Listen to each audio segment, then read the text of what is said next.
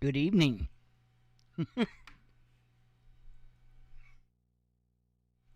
Pardon me while I quit coughing. There's probably some preventative things that I could do, some actions that I could not take in order to prevent that. But, yeah. Anyway, um, hope everybody's doing well. Um, 9/11, 21 years later. I must say, and I hope nobody came for some awe inspiring speech about 9/11. And hey, I've got many previous years you can go back and you can hear my story about 9/11. I'm not gonna go there again. Um, I feel different this year. I feel much different than I had the 20 prior years. In fact, honestly, I'm getting the same kind of feeling today as I get on the 4th of July. And it's a feeling of not so much recognizing the day for its significance, but it's recognizing the day for the lack of answered questions. And I feel like, as a nation, we're stuck. And until we can get some of these truths out, until we can unearth some of these evils that have happened in this country, we're not going to be able to move forward, because the same people that have held us back in this country for over 100 years are the same damn people that are holding us back today. And I'm not talking about the same individuals, but it's the same families.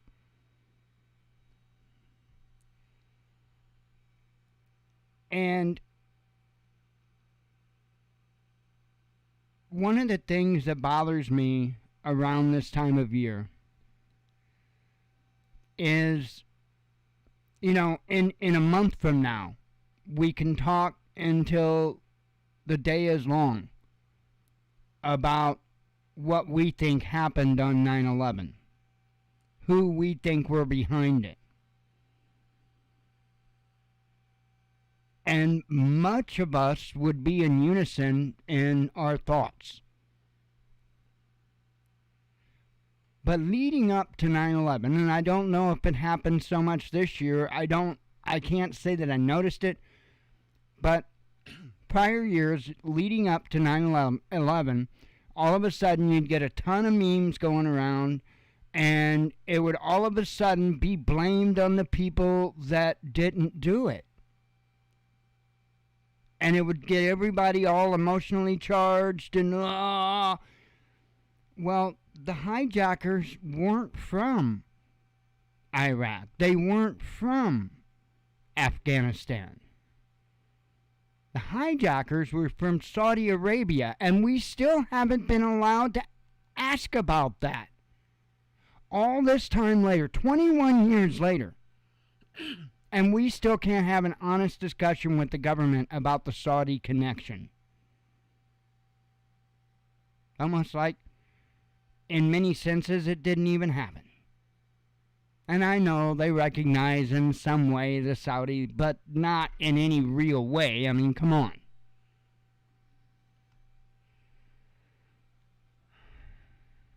That's why when the Khashoggi thing went down, I knew that nothing was going to come of that. Come on.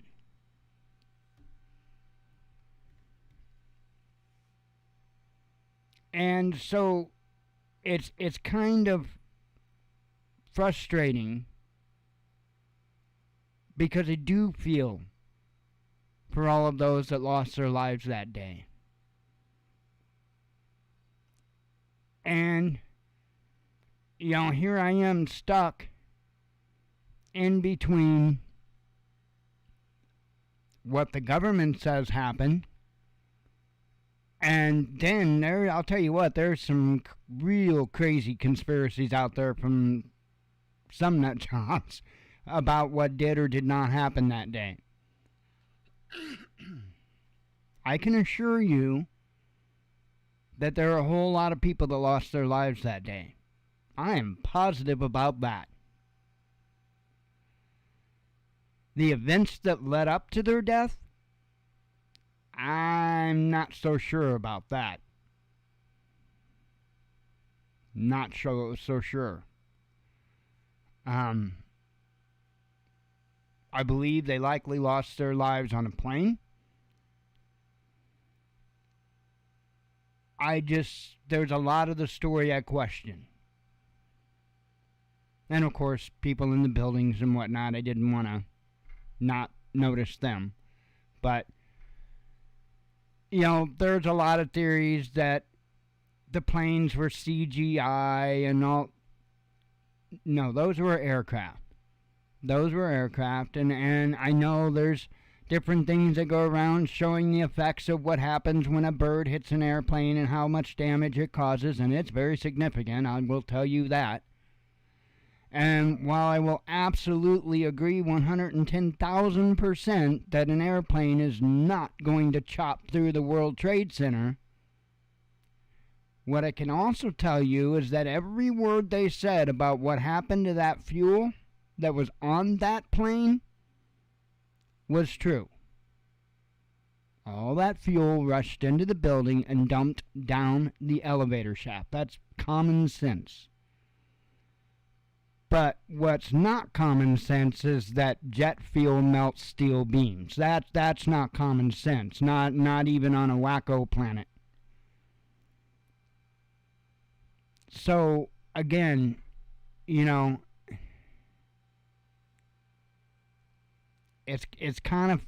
guess it's maybe a feeling like it can't be put at rest. For me, and I'm talking about me personally, I guess it's kind of like a feeling that it can't be put to rest. And that's frustrating. And then looking at everything that's going on yet today, and looking back at how our country, our nation has changed since 9/11, and it's insane. The Patriot Act, which is probably the one single most devastating thing to our rights as Americans, will never be repealed. In fact, Biden just extended it. Just as every president will. Every last one. This is why you don't play their games, folks. Even right here. He announced the renewal of an emergency declared by his predecessor, Donald Trump, in 2018 regarding the threat of foreign interference in or undermining public confidence in U.S. elections.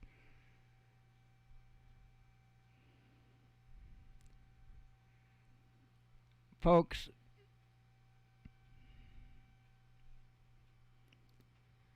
this whole back and forth pick and choose because our team's in office is not working, if you haven't been able to tell. There's a reason for that. Because it's been a con.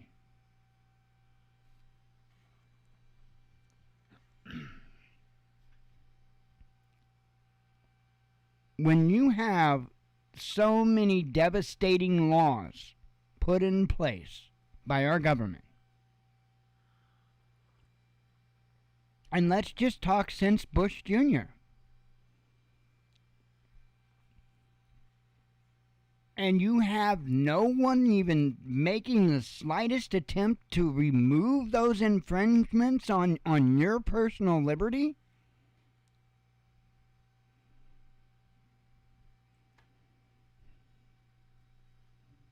I know a lot of people want to like Trump. He's not what people think he is.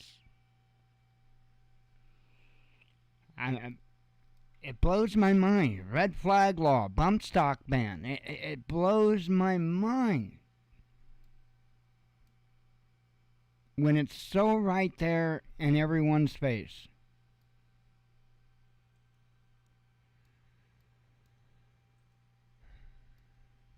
So I don't know. Again, I told you, wasn't going to be some amazing speech or anything tonight because I got nothing. I got nothing.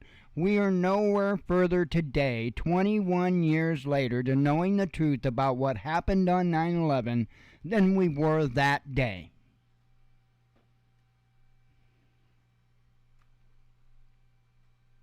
And I think if anything is disrespectful to all of those that lost their lives that day and the days leading after,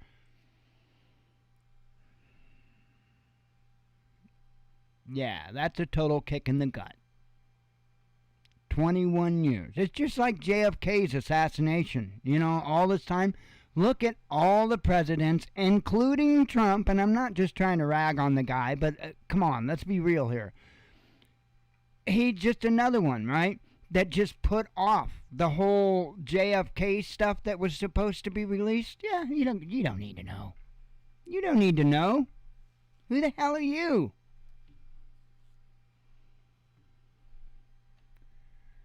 We are doing this to ourselves because we allow it. And every election season, it is the lesser of two evils, or, well, I know that the Republicans are still doing the same thing, but they'll slow it down a little bit. Stop. If you want to vote, go vote. But don't bullshit people anymore. That's more harmful to the state of our nation than anything, is bullshitting people about the true state of our nation. We can't even begin to fix a problem if we do not acknowledge its existence to begin with.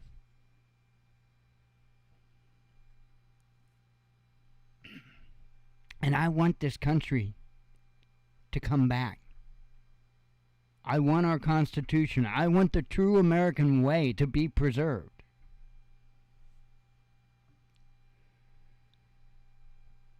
But right now, with the track we're on, and with the social mindset of American people, it wouldn't matter if we were given all the damn tools we could possibly ever need to put this country back on track. We would prevent it.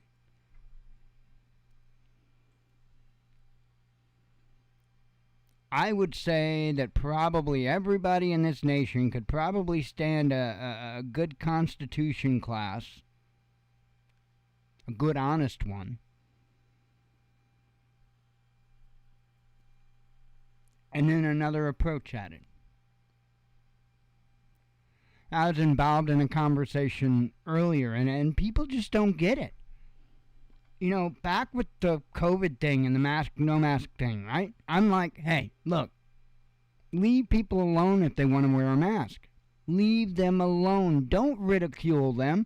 For one, you don't know. That individual you're ridiculing might have been somebody that was wearing a mask for years because they've got health conditions that dictates it. And here you are belittling them for their disability. That's frickin' disgusting to me. Disgusting to me. But it's also infringing on that person's liberty. I got some jackass over on a Facebook post right now trying to tell me that's not infringing on somebody's liberty. Yes, when you make somebody feel bad about their personal choice that has no bearing or effect on you, then that is an assault on their liberty. Period. You do not have an inherent right to a platform. You have the right to freedom of speech, but you do not have a right to a platform.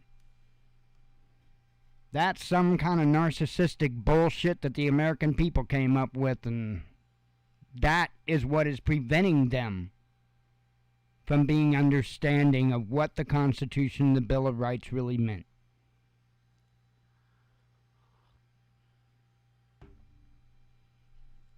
It wasn't in any way meant to restrict others. Period. Whatever their choice was, whether it was in agreement with yours or not. That was the whole thing. It was individual liberty. We all had the choice, independently. And while there are no guarantees that nobody's going to call you out for your choices, there's no damn guarantees you won't get your ass kicked for calling them out either. Just saying. You know, that's largely the problem in this nation. It's become a nation of loudmouth cowards.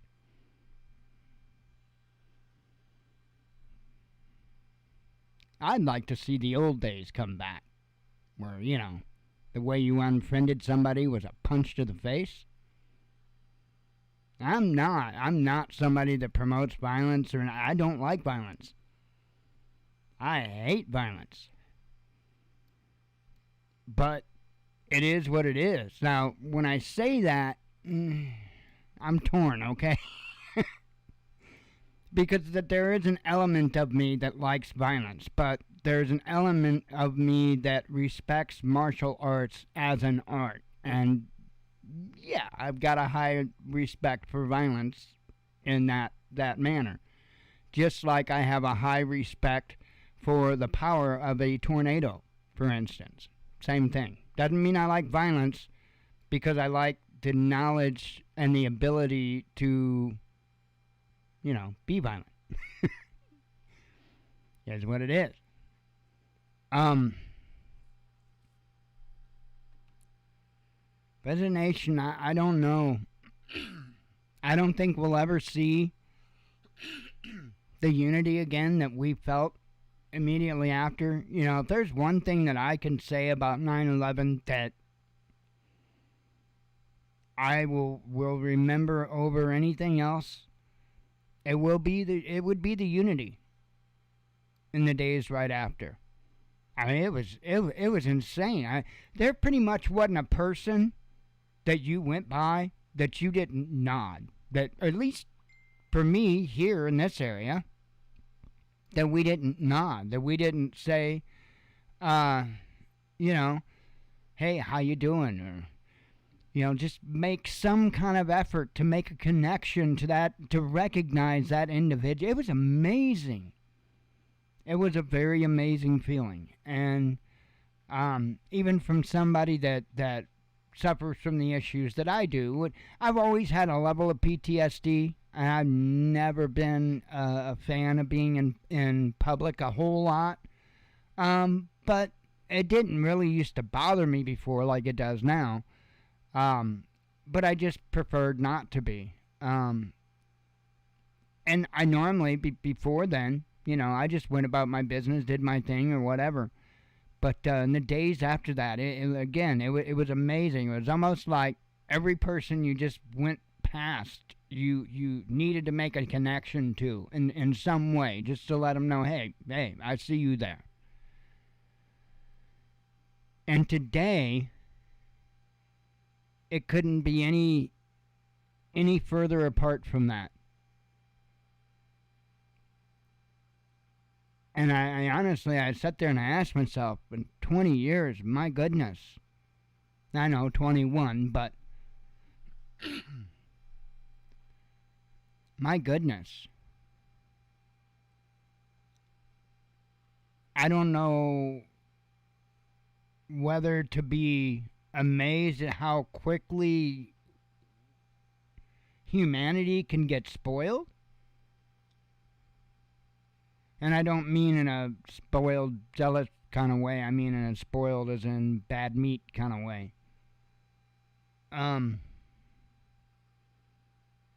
Or if I should respect how long it took. I don't even know which one I'm supposed to think on that.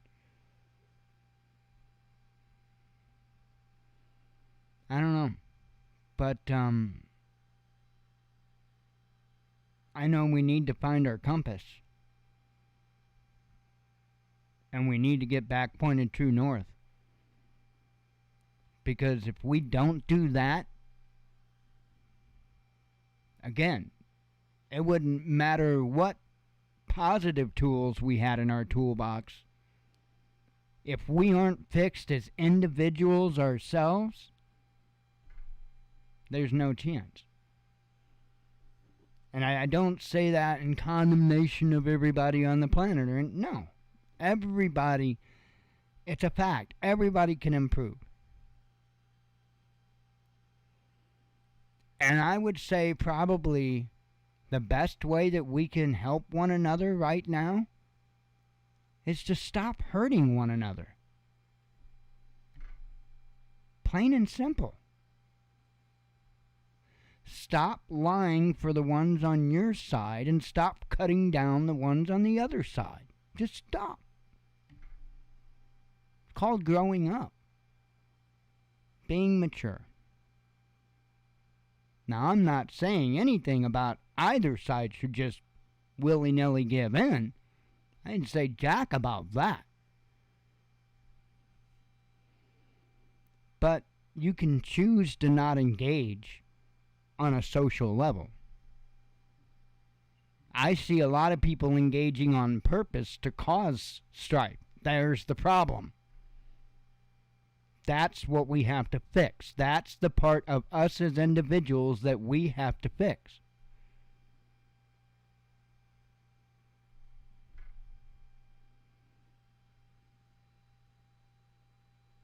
There's a reason why so many people felt united after that.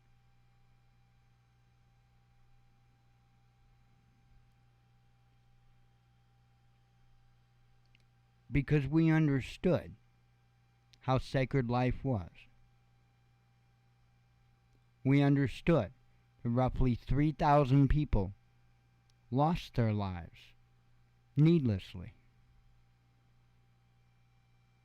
And it made an impact on not just the entire nation, but the entire world shook from that. I seen somebody on Facebook from Spain made a comment today. He wasn't even born when 9/11 happened and said that he cries every year on 9/11. He's not even American.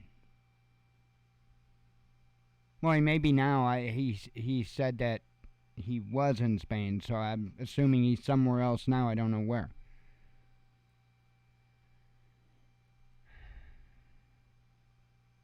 That is what we need to be.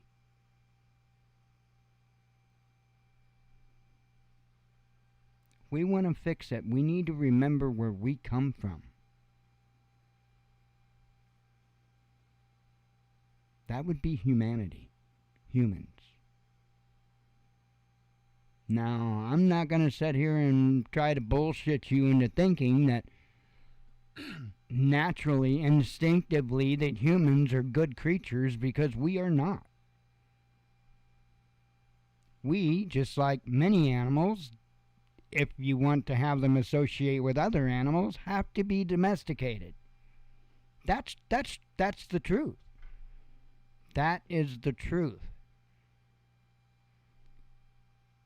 You take language away from us, being able to communicate with one another, and by the way, you can see this all day long, every day, and put people together that can't communicate with one another and put them in a little bit of a stressful situation, and you see what happens. See what happens. We are not nice by instinct. We're pretty predatory, actually. But we've largely been domesticated.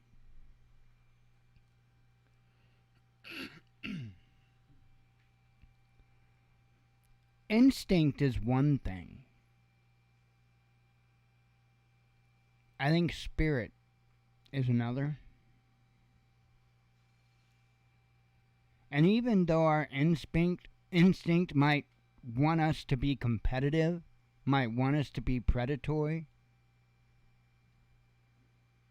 our Creator has given us a way where we can be the exact opposite. I would say maybe we should start reaching for that way instead of the instinct way. Instincts and emotions are very closely related. You can also use that in consideration with the things that I'm talking about. It might give you a little bit of a different perspective on what I'm saying. But we need to stop acting so predatory, instinctively. And I don't know. Some people are doing it just because they're asses, and other people are actually doing it because they're scared. We're all just people. And for the most part, we all pretty much want the same thing as far as being able to live our lives unimpeded.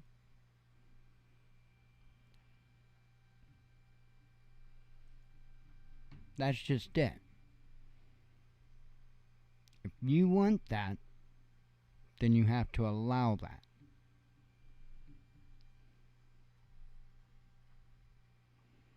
Anyway.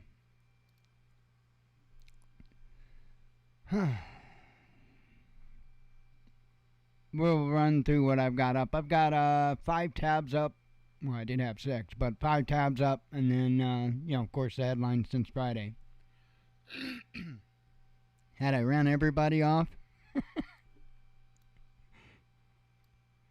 Oh, no. Surprised. A lot of people don't like when I get real honest about that kind of stuff because, well, nobody likes to face the ugly things, I guess.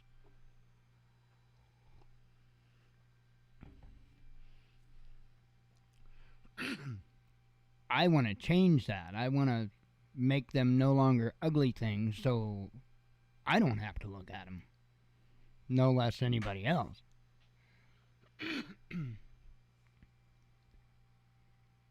I'm reading up at the chat. Christopher said, it's time to crush evil like the bugs that they are. I was in Manhattan working before, during, and after 9/11, and it was indescribable. The word horrific doesn't even touch it. Brother, I can imagine. I can imagine. I am one of those people. I probably wouldn't have fared too well if I would have been in that area because I'm one of those people that I won't quit.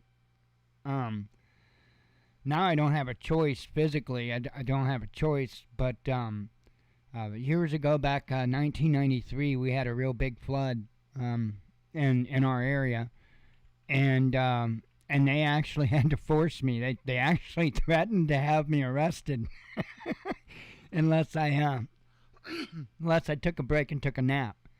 I think I was on my 3rd day, and no sleep, and I would just take enough breaks to grab a snack and something to drink, and boom, back on my way, either sandbagging, filling sandbags, or actually sandbagging different locations and stuff for the flood of '93.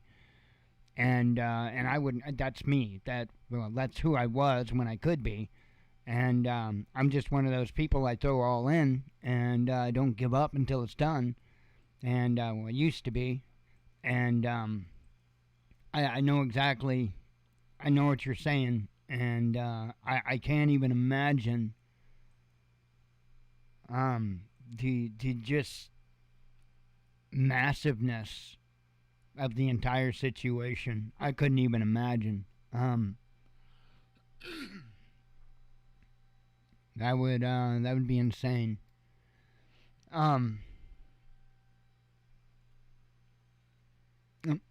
Sorry, I was getting messaged at the same time. I was like, huh? Alright, let's see. Ukraine lost thousands of soldiers in counteroffensive, says Moscow. There's been some battles back and forth, and I'm going to be honest, I don't know really what's going on. I know that there's claims that Russia had pulled back. Russia has more or less admitted they pulled back and said why they pulled back. But I think there's other people saying that Ukraine pushed them back. I don't know what, honestly, and that's why I'm saying this, because I don't want to say I know either way, because I simply don't. So I've just got these headlines up that, these articles up that I'm going to go through. But I really don't know the status of this attack, this offensive, counteroffensive. And I honestly don't know where it's going to be related to the third thing that I'm going to cover. So we'll get to that. This here says Ukrainian military casualties exceeded 12,000 during Kiev's 5-day counteroffensive, Russia's defense ministry has claimed. More than 4,000 Ukrainian troops were killed and another 8,000 injured between September 6th and 10th in the south and east of the country, ministry spokesman Lieutenant General Igor Konishnikov said during a daily briefing on Sunday. According to the official, Russian forces conducted precision strikes with missiles and artillery targeting pro-Kiev units in Kharkov region, from where Russian troops retreated earlier as part of what Moscow described as a redeployment. Okay, so that explains some of that. Russia said its military has destroyed, among other things, numerous command posts and shot down a helicopter over the past few days. So again, this is heating up over there in certain areas. Let me have a sip of coffee.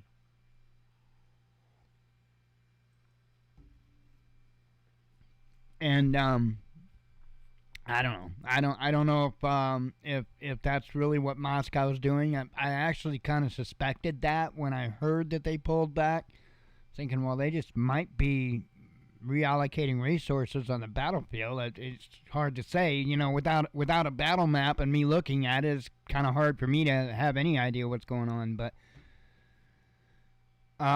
anyway, because of all of the issues with them shelling the nuclear power plant, the last power unit switched off at Zaporozhye nuclear plant. This here says last working power unit was switched off of the Russia-controlled Zaporozhye nuclear power station early on Sunday, the local authorities and plant's Ukrainian operator said. The sixth reactor was stopped at 3:45 a.m. Now it doesn't generate electricity, Vladimir Rogov, a member of the Zaporozhye region administration, told RIA Novosti. The decision to shut down was made due to continued shelling of the plant by Ukraine, damage to the power lines, he said, and constantly changing mode in which the reactors and turbines were forced to operate because of the attacks created the risk of an accident, the official explained. According to Rogov, the unit had already been operating at a minimum capacity for several days. Now, I remembered hearing that they were bringing them down to I guess you'd say an idle. I remembered hearing that they were going to bring them down, but I didn't know if they were going to completely shut them down or what. But as it says here, Ukrainian state-owned company Energer Atom, I can't say these names, has also confirmed the so-called cold shutdown of the last unit, with the Zaporozhye plant facility coming to a complete halt. Oh, you're welcome. So I mean, I look at this and I'm like, they've got this energy problem over there, and that's going to be the next thing we actually cover. Was massive blackouts across several regions of the country, and I keep thinking, and it's like, okay, well, here they've got this nuclear power plant that could be just putting tons of energy into the grid for them, but because of them, meaning Ukraine, attacking the nuclear power plant, for everyone's safety, it's in the best interest to take those plants offline. What are you going to do? And what really kind of bothers me about all of this is, where are the NATO countries in condemning this? I don't hear them. I've kind of heard the UN whisper a little bit, yeah, don't do it. You know, the IAEA a little bit, yeah, please don't do it. But I'm still waiting to hear the NATO countries and much of the rest of the planet speak up and say, hey, knock it off. That bothers me. That bothers me. Anyway, as I said, they're dealing with several blackouts. Multiple regions across the southeastern Ukraine suffered electricity shortages and blackouts late on Sunday. President Vladimir Zelensky has said the cause was missile attacks by Moscow on critical infrastructure. Full blackouts have hit Kharkov and Donetsk regions, Zelensky said in a social media post, apparently referring to Ukrainian-controlled part of Donetsk People's Republic, Sumy. Oh my goodness, Dnipropetrovsk. Yeah, I can't even come close to that. Sorry. Poltava and Zaporozhye and Odessa regions have been hit by partial blackouts, according to the president, who blamed the incident on Russian terrorists. So far, Moscow has remained silent on the matter, neither confirming nor denying its involvement. Still, the incident has been preceded by a reported launch of multiple cruise missiles from Russian ships positioned in the Black and Caspian Seas. Footage circulating online shows the aftermath of the purported attacks, with firefighters trying to extinguish flames at what appears to be power plants. Another video, purportedly shot in Poltava, shows a trolley bus that caught fire, apparently due to a power surge in the grid. The blackout has affected the operations of Ukrainian railways, which reported delays across the country. It also brought the subway system in the eastern city of Kharkov to a halt, the footage circulating online purports to show.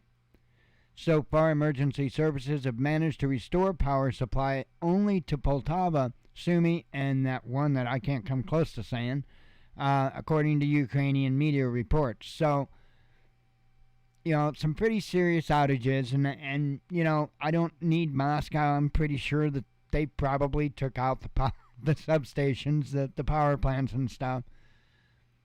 I don't think Putin is going to play for very much longer. I don't. And I've said this many times because of common sense. If Russia wanted to put the bare foot down on Ukraine, they could have did it day one.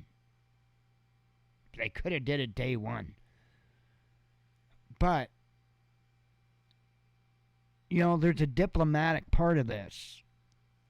And for them just to go in using the top tier of their technology, right? Just to completely destroy and wipe out, which is not what they did. Man, they wouldn't have had an argument in the world that they could have used. So they'd had to at least fight somewhat of a fair fight, and I think a lot of people would agree on that.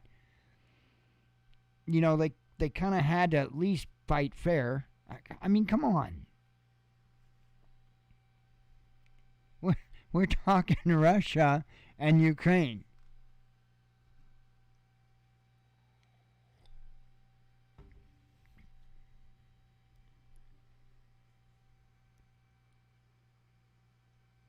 Oh, yeah. Yeah, Christopher said, he's commented before in the channel about Fukushima and how that plant, Zaporozhye, is the largest in Europe. And he commented that if they lose power to the plant, they can't cool down the spent fuel rods, which is, isn't there like 7 or something of those buildings, I think? If I could be pulling that number out of my butt. But it's a significant amount of spent fuel rods that they have in their possession. And they have to have power to keep those pumps circulating. And if those pumps stop circulating, it's going to be bad news in a hurry. It won't take, it won't take very, very long at all for that meltdown to start if those pumps fail. And once that meltdown starts, there's no putting that genie back in the bottle. That's what we dealt with Fukushima, and I'm sure you know this, Christopher. But yeah, I mean, that's what we've dealt with and continue to deal with Fukushima, because there's no way to put that cap on that bottle. There's just no method to do it. And yikes. But that is certainly, and by the way, that is the one thing that they've been able to do at Fukushima so far that has made it to where it hasn't been just a monumentally destructive event, is they've been able to keep those spent fuel rods cool. It's one thing to have the cores in a reactor melt down, right? And it's a totally different story to have those cores that are in storage meltdown. Two totally different incidents. And wow, yeah, that's a huge concern for me with what they're dealing with over there. And again, it just blows my mind that Zelensky would be willing to put his country in peril in that way. I don't know of any way that Putin was trying to harm that nuclear power plant. I don't know of any way that Putin was trying to throttle the power output of that nuclear power plant. I don't think he was doing either. I think he was trying to ensure the safe operation of that power plant, because his butt's on the line too when it comes to that power plant, and he knows it. And that's why he's trying to protect it. I get it. I understand strategy. And I also understand that's why Zelensky is trying to take it out. Because the way that the international community is going to, many in the international community are going to have the knee-jerk reaction to accuse Russia when Russia's not the one launching the artillery. So it's crazy, messed up situation. But it doesn't stop there. Greek Coast Guard opens fire on Turkish vessel. So this could possibly be something that escalates into something much bigger. A Turkish cargo vessel had a run-in with a Greek Coast Guard patrol off Turkey's, that's Aegean coast on Saturday, with the two nations providing conflicting accounts of the incident. The Comoros-flagged ro-ro vessel Anatolian sustained minor damage from Greek small arms fire, according to the Turkish side. The Greek Coast Guard, however, insists that only warning shots were fired at the vessel. Well, then they probably wouldn't have damage. Turkish media circulated video footage of the incident captured by the crew of the Anatolian. It shows a Greek Coast Guard boat sailing alongside the ro-ro vessel. The video shows several bullet holes in the windows and walls of the vessel's superstructure, purportedly left as a result of the Greek small arms fire. Okay, so let's see here.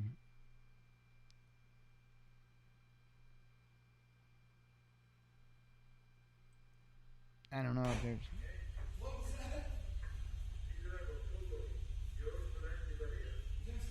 Şu anda Yunan sahil güvenlik gemileri Anatolian gemisine saldırıyor.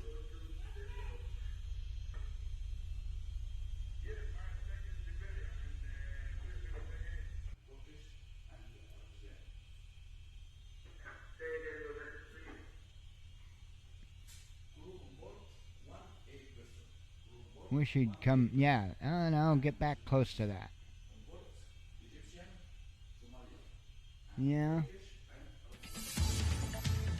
I would say that probably came from that vessel.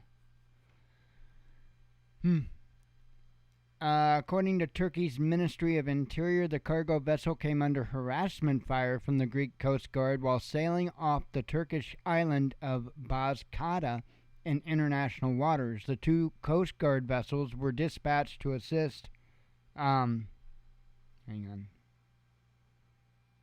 Oh, I lost my place. To assist the Anatolian, but the Greek vessel left the area after detecting the approaching ships, the ministry claimed. According to the Greek Coast Guard, however, the Anatolian was found moving suspiciously in the country's domestic waters to the northwest of Lesbos, a large Greek island located near Turkish coast. The Anatolian was contacted by the Coast Guard, which urged it to alter its course and leave Greek territorial waters. The vessel, however, did not comply, and warning shots were fired in a safe area, the Greek side claimed. The ship did not stop, even while it was under fire, and ultimately escaped into Turkish territorial waters. So, I don't know. Games, games, games. This, I don't know what to think about this. I have long said that something that you want to keep an eye out for was a drop in entertainment and alcohol. And that those two industries were some of the last to go when it came to a major oopsie. And I can't tell you whether or not that has any effect on this drop in alcohol consumption in Russia, because if I understand this correctly, there's a big push in Russia to kind of curb drinking, if I'm not mistaken. So I don't know, and maybe I haven't read the article. Maybe the article will explain it. But you know, if this is something that happened hard and fast, it's not a good economic indicator. So, but anyway, major drop in Russian alcohol consumption revealed. This here says alcohol consumption in Russia has decreased by nearly 43% since 2008. So that's a pretty good amount of time, and definitely not because of issues. Russian Minister of Health Mikhail Mureshko announced on Saturday as the country celebrated National Sobriety Day. An average Russian drank 15.7 liters of booze annually 13 years ago, but last year this marker stood at only 9 liters, Mureshko, I don't know how you would say that, said. This means that alcohol consumption has dropped by almost 43% between 2008 and 2021, he explained. The number of alcohol-related diseases and deaths has also gone down in Russia during the 13-year period, the minister added. He noted that drinking was the reason for various health complications, saying that every second death from cardiomyopathy, I don't know if I'm saying that, or myocarditis is associated with harmful alcohol consumption. Liquor causes pronounced changes to the human system that lead to dystrophic, and sclerotic changes in muscles and internal organs, especially the liver and brain, Mershenko, however you say his name, said. And by the way, that was largely why I always kind of said no thank you. I kind of learned that, had health class or something when I was a kid. Anyway, according to data from early 2022, the global average annual consumption of alcohol stood at 6.18 liters per person. The nation that drinks the most alcohol was the Seychelles, with an average resident there drinking almost 21 liters of booze every year. It was followed by the Czech Republic. Where you at, Yerzy? Where the consumption reached 14.45 liters per person. Such countries such as Germany and Spain were also on the top 10 list, with the marker there being over 12 liters per year. Yeah, I know somebody from the Czech Republic, so I found that very humorous. He's a great guy. Oh, man. Yeah, if there's somebody on this planet that I've ever met that said, this is what an American immigrant is supposed to be, it's the guy I mentioned. Incredible man.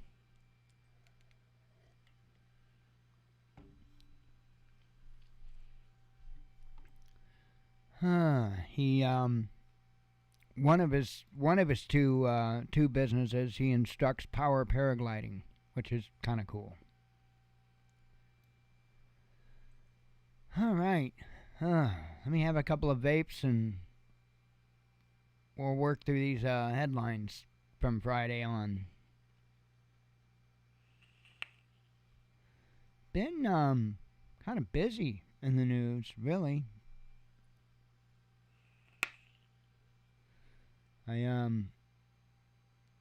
didn't get a really chance. I tried I don't know how many times to go get flying in the simulator on the days off, and I think I got in there for a little bit once, and that was it. That was mainly to check out a plane, but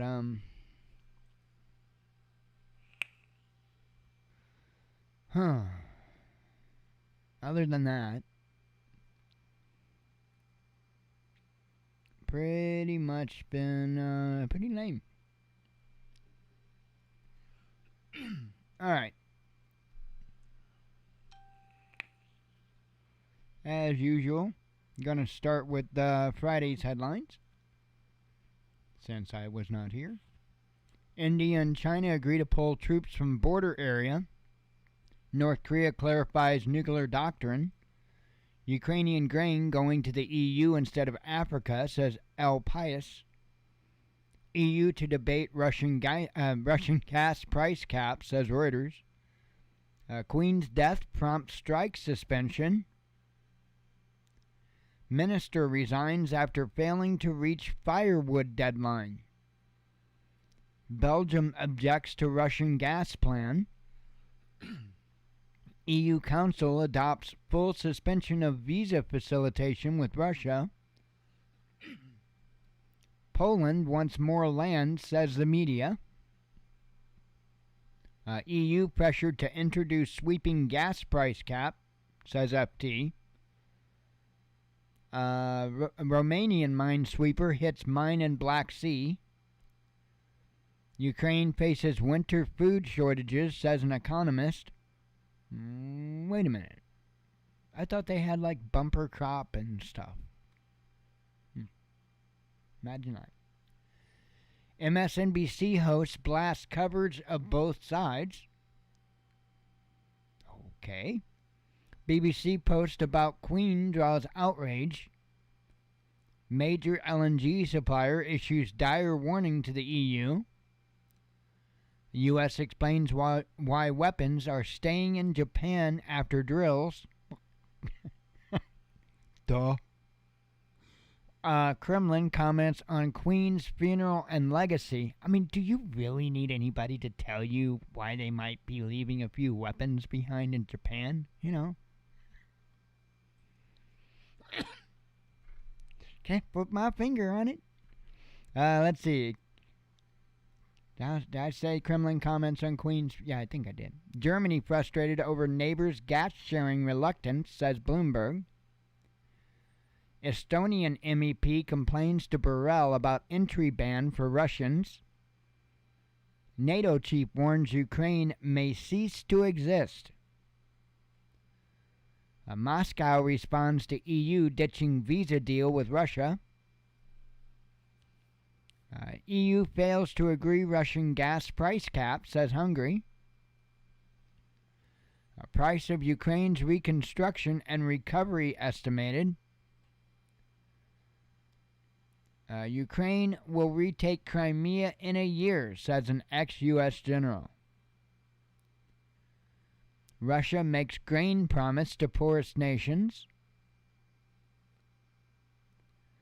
UK to bail out struggling energy companies, says The Guardian.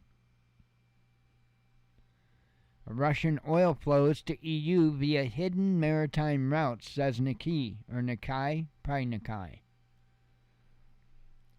Breast implants linked to rare forms of cancer. Glad I didn't get that boob job after all. Situation at Zaporozhye nuclear plant increasingly precarious, says the UN. Ukrainian counteroffensive had some success, says the Pentagon. Russian tycoon offers $1 billion for Ukraine to avoid sanctions, says Wall Street Journal. No recognition of Kosovo, Serbia vows.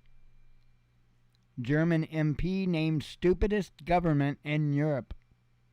The stupidest. Con woman Anna Delvey Sorokin demands release. Oh. I guess that comes up as games and culture. I don't know. Let's see. U.S. won't contain China with Taiwan, says top lawmaker. Ukraine announces filtration for civilians. Just a little bit of filtration. Nothing major. Mossad chief warns U.S. during visit. Did he warn them with filtration? Because it sucks to be filtrated. I mean, it kind of depends on, what they filter you through.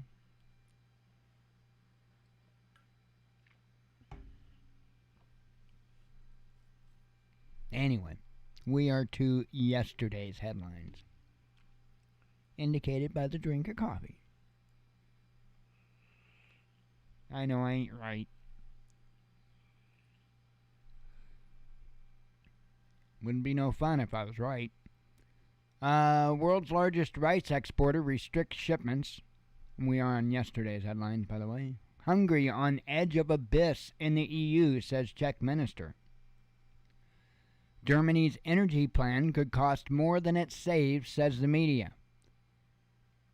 Iran looks to boost trade with Russia. FBI conducted mass raids against Trump supporters, says ex-presidential advisor. And this stuff,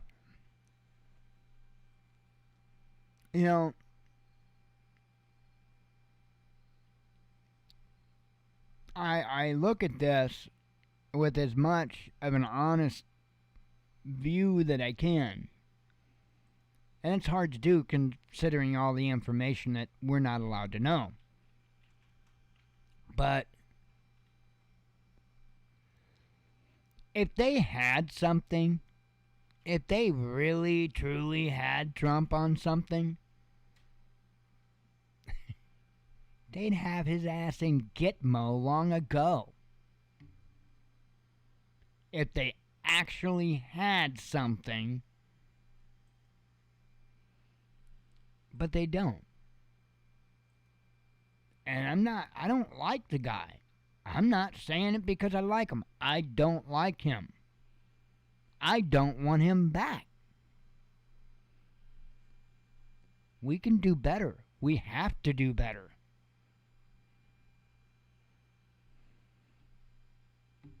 But to sit there with this nonsense, it's unbelievable. And it blows my mind that not a single check and balance that was put into place is doing a damn thing. Because there are things that could be done to stop the madness that's happening in our government, starting with the arrest of the administration. And much of Congress.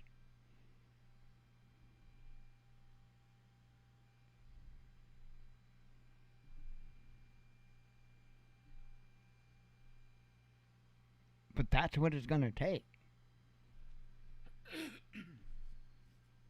Anything other than that, if you think you're going to fix it by going every 2 and 4 years and casting a ballot,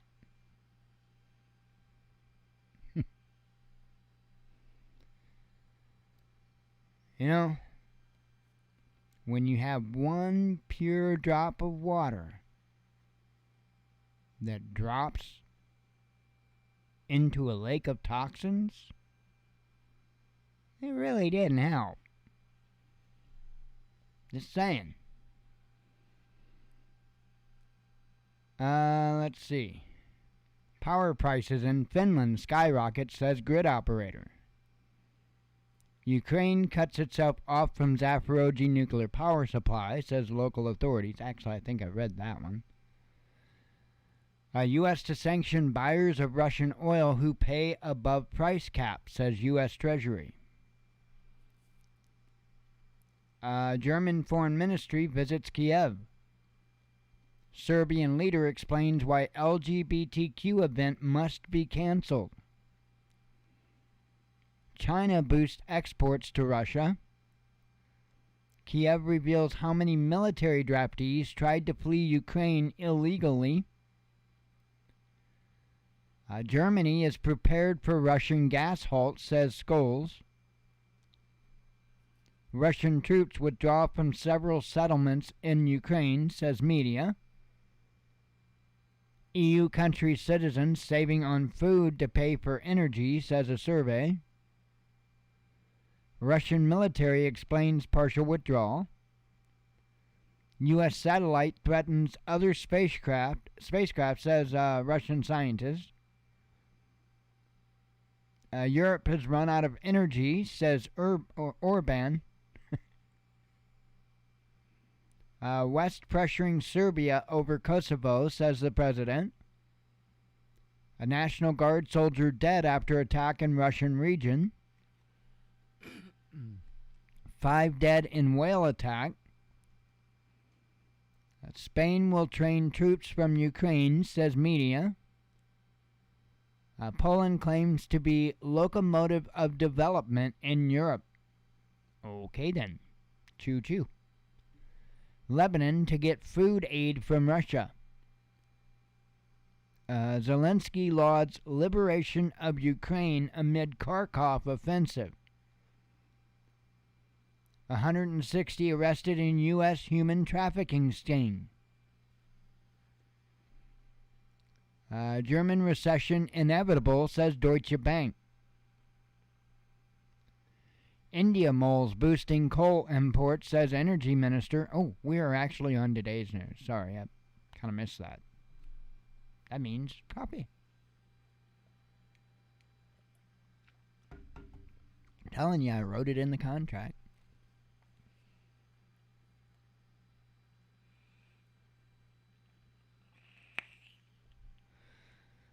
Powerful quake strikes Pacific nation. Yeah, it was like a 7.7 or some crazy 7.6. I guess it was downgraded from when I heard it. But yeah, I mean that is insane.